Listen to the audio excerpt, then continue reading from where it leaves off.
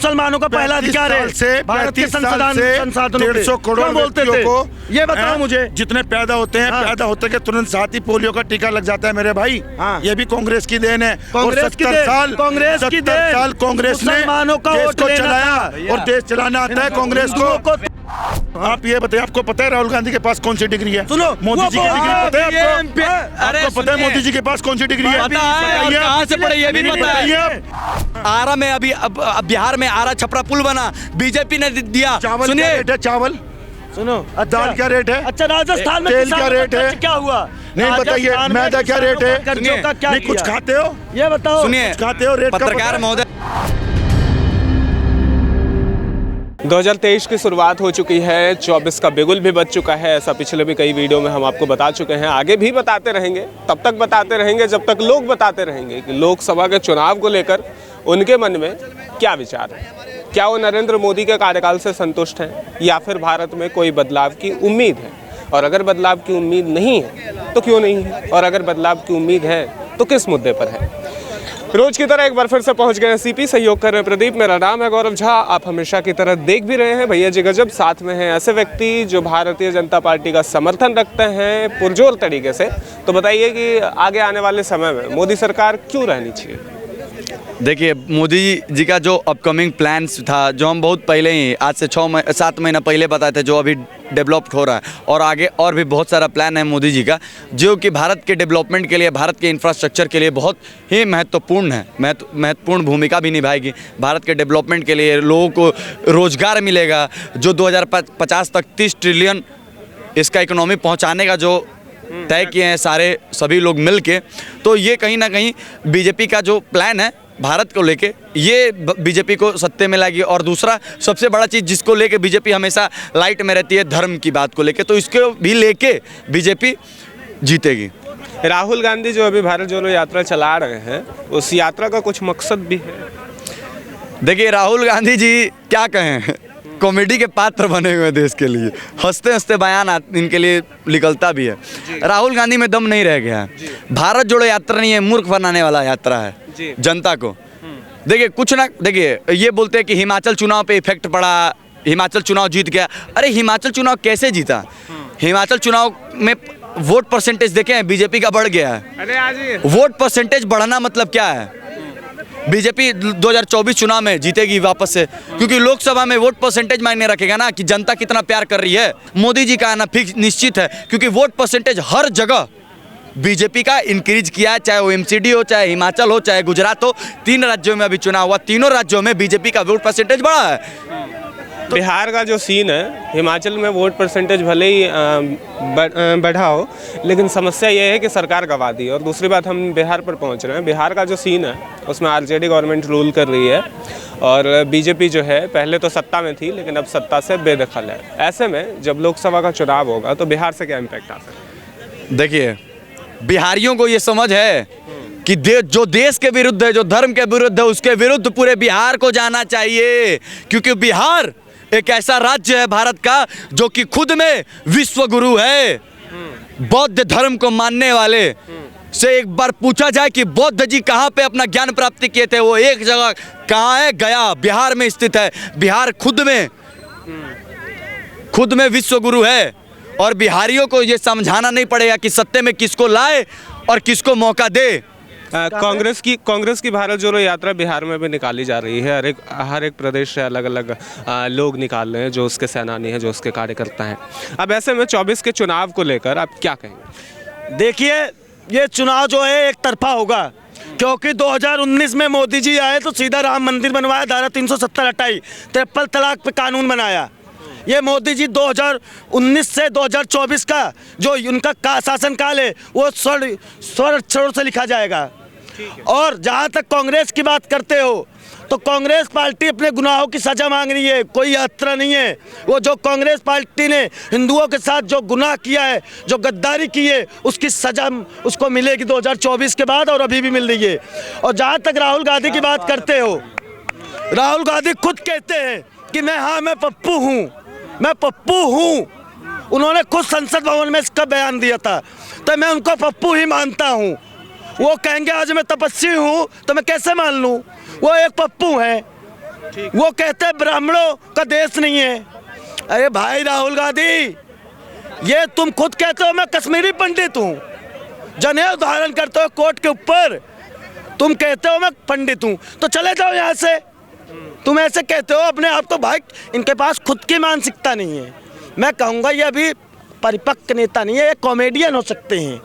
उनको ऐसा है कि राहुल गांधी ने जहाँ पढ़ाई की है, रहे तो इंडिया से बाहर ही, तो मतलब जो वो लागू करना चाहते हैं वो इंडिया के लिए नहीं है, बाहर ही जाके कर लें तो चलेगा। भाई हाँ, हमारे देखो बाहर जो बोले कि शिक्षा लेके आए हैं, पता है पूरा भारत को छोड़ के सिर्फ भारत में हिंदू धर्म को इतना नीचे दिखाया जाता है। अगर कोई घर का लड़का बोलता है कि मैं पंडित बनने जा रहा हूँ, तो लोग बोलते हैं कि साधु बनोगे, पंडित बनोगे, ब्राह्मण बनोगे। अरे क्या दिक्कत है? जब एक ये क्रिश्चियन समाज का लड़का बोलता है कि मैं पादरी बनने जाऊँगा, तो उसका पूरा समाज उसको समर्थन करता है। जब इस्लाम धर्म का कोई लड़का बोलता है कि मैं मौलाना बनने जा रहा हूँ, तो पूरा घर उसके साथ चल पड़ता है कि नहीं बेटा तुम बहुत अच्छा काम करने जा रहे हो।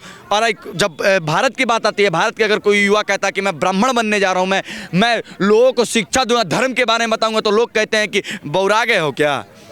इससे मानसिकता पता चलती है। सवाल ये भी है ना कि 70 सालों में जब कांग्रेस की सरकार रही इतने सालों तक, तो राहुल गांधी जैसे नेता जो बहुत लेट से पैदा हुए हैं, उन्हें विदेश में जाकर पढ़ने की क्या जरूरत थी? कांग्रेस इतना काम तो जरूर कर देती कि शिक्षा की व्यवस्था बेहतर कर। देखिए, कांग्रेस ने हमेशा हिंदुस्तान को मुसलमानों के वोट के लिए उसने काम किया है, और उसने हिंदुओं को तोड़ने का काम किया। आज तक जो भी काम किया उसने हिंदू मुसलमान किया। कांग्रेस पार्टी का मैं एक बात गिनाऊंगा, उसने कहा था भी राजस्थान में चुनाव हुआ, उसने लोगों से कहा 1 2 10 तक गिनती गिनोगे सरकार बनते ही किसानों का कर्ज माफ। मैं पूछना चाहता हूँ किन किसानों का कर्ज माफ हुआ है? भाई आप लोग झूठे बयान देते हो, काम एक करना नहीं होता। यात्रा निकाल रहे हो, जान रहे हो कि कांग्रेस पार्टी डूब चुकी है, कांग्रेस का अंत होने वाला है, तो तुम कहते हो कौरवों की बात करते हो, दाढ़ी रखा रहे हो, टी शर्ट पहन के। कौन सा भाई नशा करता है जो इतनी ठंडियों में? हम तो युवा हैं, जब भी ना जेल पाल रहे। तो भाई 52, आप तो 52 साल के हो, 53 साल के, कैसे ठंडी आपको नहीं लिख रही? भाई क्या क्या खाते हैं? किशमिश, काजू, लोगों को बेवकूफ बनाना। तो क्या आज के टाइम में बीजेपी की सरकार इसीलिए जरूरी है ताकि धर्म को बचाया जाए? धर्म को नहीं, धर्म तो हमारा सेफ है, कोई किसी की औकात नहीं है धर्म पे हमारे उंगली उठा दे।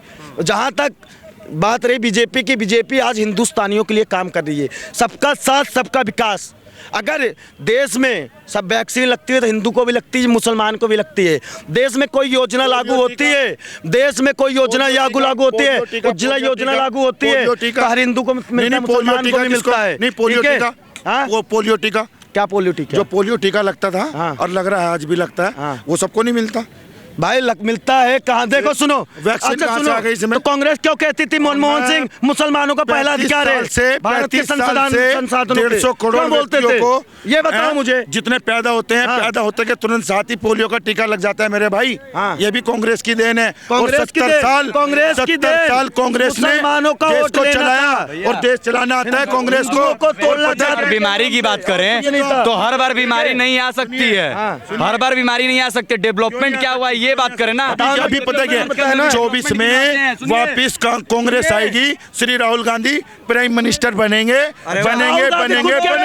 मैं पप्पू हूँ, वो पप्पू। ठीक है, इधर तो आइए, इधर तो आइए, इधर भाग क्यों रहे हो? अरे इधर आइए, भागो, बताओ वो भी पप्पू है। आप बताओ कि वो पप्पू है, बोलते कि नहीं? आजे भाग रहे हो। अरे सपनों में राहुल गांधी बनेंगे। आप पढ़े लिखे व्यक्ति को आप ये बताइए, आपको पता है राहुल गांधी के पास कौन सी डिग्री है? सुनो, मोदी जी की डिग्री पता है आपको?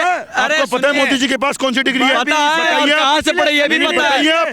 मतलब एक पढ़े लिखे व्यक्ति को पप्पू बता रहे हैं, और जो अनपढ़ है ना उनके लिए वो ठीक है। राहुल गांधी खुद बोले थे संसद में खड़े कि मैं पप्पू हूँ। पता लगेगा ना 24 में, पता लगेगा अभी जब 24 आएगा ना, 24 में। और सुनिए, इशारे भी करते हैं, ऐसे इशारे भी करते हैं संसद में खड़ा होकर। इससे साफ साफ जाहिर होता है कि कौन है पप्पू। बात कर रहे हैं कौन ऐसे? भैया अभी बताइए, ऐसे इशारे करना, सभा में सत्र चल रहा है, क्या चीज का पप्पू का निशानी नहीं है तो क्या चीज का निशानी है? और सुनिए, बीजेपी क्या काम किया? बुंदेलखंड एक्सप्रेसवे, यमुना एक्सप्रेसवे, 1000 को गिनवा सकते हैं। आरा में अभी बिहार में आरा छपरा पुल बना, बीजेपी ने दिया। सुनिए, चावल सुनो, दाल क्या रेट है? अच्छा, राजस्थान में तेल किसानों क्या रेट का है? कर्ज क्या हुआ? नहीं बताइए, राजस्थान में मैदा क्या किसानों रेट है? का कर्जों का क्या नहीं कुछ किया? खाते हो? ये बताओ। सुनिए, कुछ खाते हो? रेट का पत्रकार पता है? महोदय, भाई हेलो, रेट का सोचेंगे पता ना है कि क्या है? आज से जो 20 साल पहले, आज से जो 20 साल पहले मिल रहा था ना, सुनिए, अभी बताइए ना। चावल का रेट हर एक चावल का रेट अलग अलग है। कोई 40 रुपए केजी मिलता है, कोई 60 रुपए केजी, कोई 35 रुपए, कोई 32 रुपए केजी। सुनिए, आज भी सरकारी राशन 5 रुपया में मिलता है, आज भी 5 रुपए में मिलता है, और राशन फ्री में बांटे हैं कोरोना काल में। सुन लीजिए, और आपको जानकारी नहीं है, बता दे रहे हैं। आप ये बताइए, चावल क्या रेट है? चावल क्या आज रेट भी है? सरकारी रेट आटा क्या रेट है? 5 रुपए सरकारी। जिसके पास राशन कार्ड है लेके जाइए, 5 रुपए में आपको राशन मिल जाए। भाई मेरी बात अगर सुनो। नहीं है इनसे तो भैया पूछो बोलिए, हम तेल अभी क्या प्रूफ रेट करेंगे। है? आटा क्या हम रेट अभी है? प्रूफ करेंगे दाल क्या रेट कि है? सरकारी चावल रेट, क्या रेट चावल है? का क्या है, तेल क्या जो रेट सरकार है? देती है बताइए। गरीबों को। क्या बीजेपी के शासन नहीं, सुनो, सिर्फ महंगाई। मैं बताऊं, बीजेपी ने देखो महंगाई देखो ला दी। मेरी बात इस सुनो, देश सुनो। की- कहा इस देश की- स्मार्टफोन में 1000 का रिचार्ज करवा लेंगे, लेकिन महंगाई है। मुझे 15 लाख चाहिए। पॉइंट कहाँ पूछ रहे गए? हैं ना, 15 लाख। अरे सुनिए, तो 1000 का मोबाइल में रिचार्ज 15 करवा लाख। लेंगे, लेकिन महंगाई है। 15 लाख कहाँ है? 2 करोड़ नौकरियां कहाँ गई? 2 करोड़ नौकरियां। मोदी जी ने ये कहा था, सुनो मेरी बात सुनो, मोदी जी ने ये कहा था, इस देश में अगर ब्लैक मनी वापस आ जाए तो सबके खातों में 15-15 लाख जा सकता है। कहाँ है? ये नहीं कहा था कि 15 लाख तुमको दे देंगे। उसी के लिए तो ईडी और सीबीआई का रेड मारे राहुल गांधी के घर में।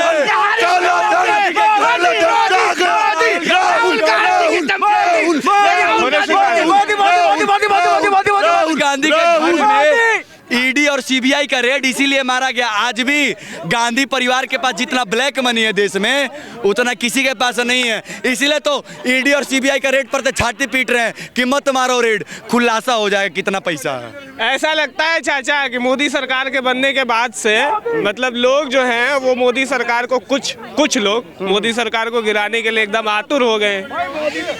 देखिए, भीड़ में कौन आता है अच्छी तरह जानते हो। भीड़ में कौन आता है?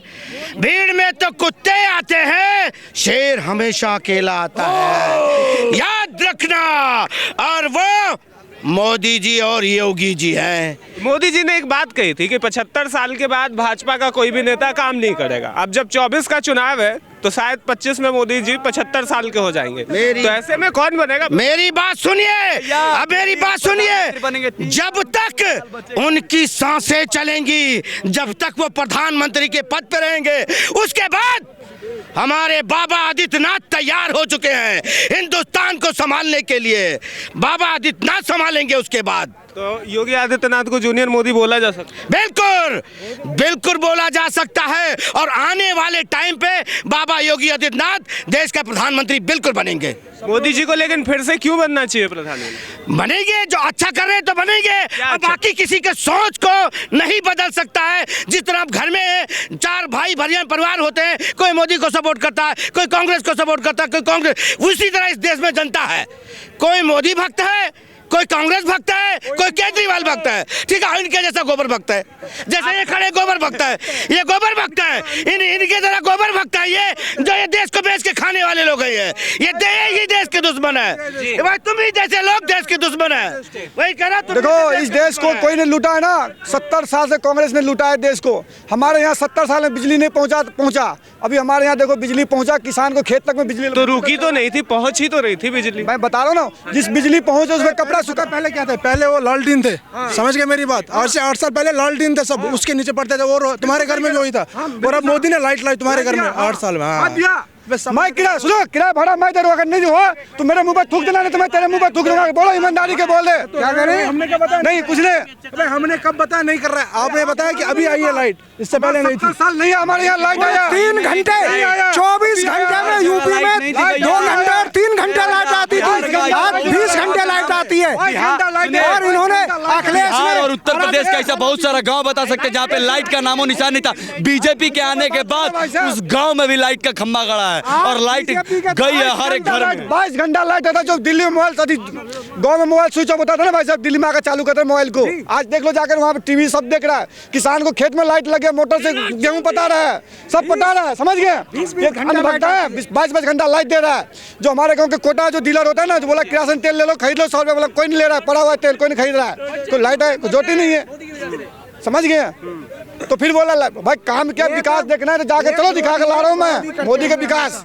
ये कितनी तरक्की कर लो, ये विरोधी हैं, इन्हें कोई पॉइंट चाहिए और ये ऐसा ही झूठ बोलते रहेंगे। पर यूपी की जनता भी इतनी समझदार है, इन्हें बुरी तरह धोया और भी धोएगी। मैं कह रहा हूँ अगली बार भी इनको बुरी तरह धोएगी और बीजेपी भारी बहुमत से आएगी। और मोदी जी 2024 में 400 सीटों से जीत रहे और ये टुकड़े टुकड़े गैंग के सदस्य ऐसे ही रोते रहेंगे। ठीक है, तो यहाँ लोगों से हो रही थी बात, लोग बता रहे थे अपने मन की बात, कह रहे हैं मोदी जी फिर से आएंगे 2024 के चुनाव में। हालांकि जिस हिसाब से भारतीय जनता पार्टी ने अपना फॉर्मेट तय किया है कि 75 सालों के बाद कोई भी व्यक्ति शासनकाल में नहीं आएगा, कोई भी व्यक्ति मंत्री बनने के लायक नहीं होगा या सत्ता की दावेदारी नहीं करेगा। ऐसे में एक सवाल ये भी है कि मोदी जब 75 साल के हो जाएंगे तो क्या वो प्रधानमंत्री पद पर काबिज रह पाएंगे। अब ऐसे में लोग जवाब भी दे रहे हैं, वो बता रहे हैं कि योगी आदित्यनाथ अगले दावेदार के रूप में तैयार हो गए।